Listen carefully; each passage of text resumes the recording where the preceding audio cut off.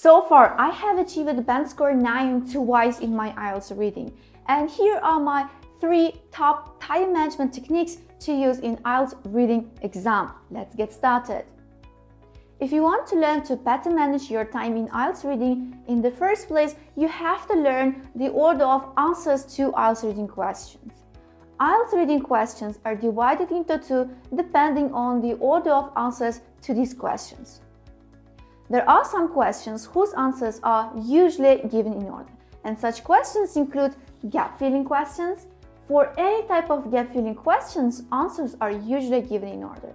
And besides that, multiple choice questions, true-false not given, yes or not given questions, short answer questions, and matching the sentence beginnings with endings questions also, their answers are usually given in order. However, there are other types of questions whose answers are never given in order, and these type of questions include matching questions. There are several types of matching questions. For example, matching headings with paragraphs, matching the given information with paragraphs, or matching the names of people with statements. Or the questions which require you to choose the answers from the given list also never give the answers in order. Why is it important to know the order of answers to IELTS reading questions? Because knowing the order of answers to IELTS reading questions will help you understand if you have to read questions first or if you have to read the text first.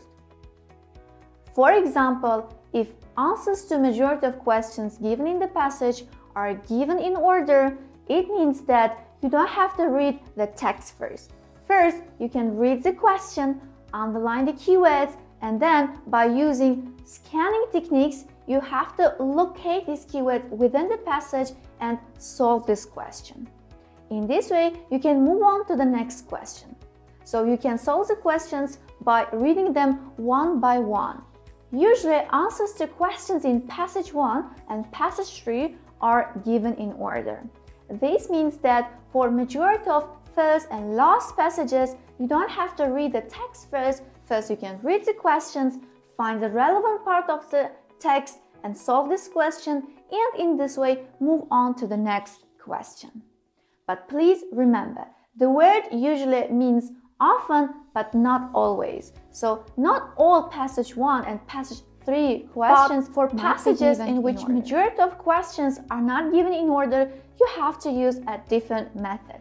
For such passages, you cannot first read one question and read a relevant part of the passage.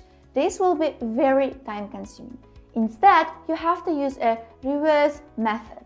What I mean by this, first you will read one part of the passage, one paragraph, and look through all the questions whose answers are not given in order. And you'll try to find as many answers as possible.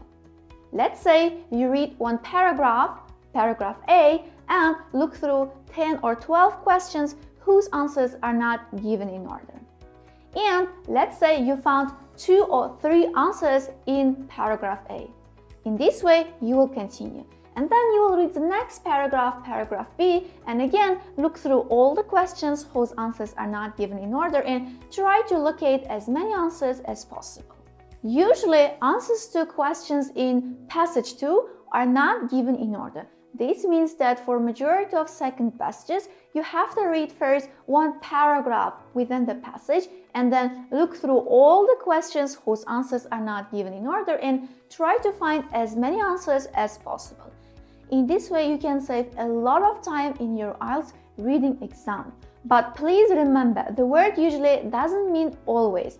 This means that there might be exceptions, and not all second passages might have questions whose answers are not given in order. My second tip, you have to know the level of difficulty of IELTS reading questions. Not all IELTS reading questions have the same level of difficulty. The level of difficulty is different in different IELTS reading questions. Some IELTS reading questions ask you to find only words within the passage. For example, gap-filling questions or short answer questions. But some IELTS reading questions, they ask you to locate a sentence within the passage and to analyze this sentence. For example, matching the sentence beginning with endings, or which paragraph contains the following information, or true, false, not given, or yes or not given questions. Of course, gap filling questions are much easier in comparison with true, false, not given, or yes or not given questions. But some questions ask you to read one paragraph in order to answer it. For example, matching headings with paragraphs, or some multiple choice questions, they ask you to read the whole paragraph before choosing an answer. Or even some questions, especially the last question in reading passage 3, question number 40, ask you to read and understand the whole passage before being able to answer it. Of course, questions which are given in passage 1 are much easier than questions given in passage 3. But there is one very important fact which you have to remember, that you're given only 1 mark for solving one question. It doesn't matter whether this was a difficult question or an easy one. In IELTS reading, you're not given a higher score for solving more difficult questions. In comparison, in exams like GMAT, you are given a higher score if you're able to solve a more difficult question. However, this doesn't happen in IELTS reading exam. It doesn't matter whether you solved a very easy question in passage 1 or the most difficult question in passage 3, you are anyway given only 1 mark. This means that if you are spending more than 2 or 3 minutes on one IELTS reading question, you have to immediately skip this question and start solving the next one, because the next question might be easier than the previous one. I have been conducting IELTS lessons for about 7 years, and during this period, I have solved numerous IELTS reading passages. As a result, I came to understand that the most difficult questions are placed first and easier questions are given next in reading passages. Language experts who create questions for IELTS reading passages complicate the test by placing the most difficult ones at the beginning and then placing easier questions.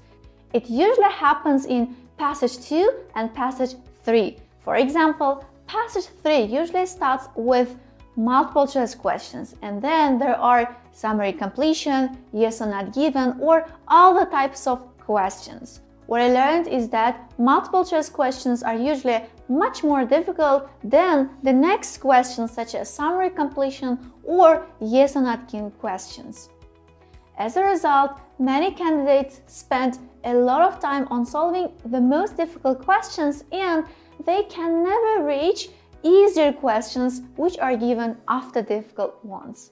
My third tip again highlights my second tip. What I want to say is that if you spend more than 2 or 3 minutes on one question, you have to immediately skip this question and start the next one, because the next questions might be easier than the one you are trying to solve and on which you are spending a lot of time. Thank you very much for watching the video. We've come to the end of it. If you would like to get more tips like in this video, hit the like button and write in the comments section. Also, share the video with people who are studying for the IELTS exam, because the video might come in handy in their exam preparation. Once again, thank you very much for watching the video and see you in my next videos.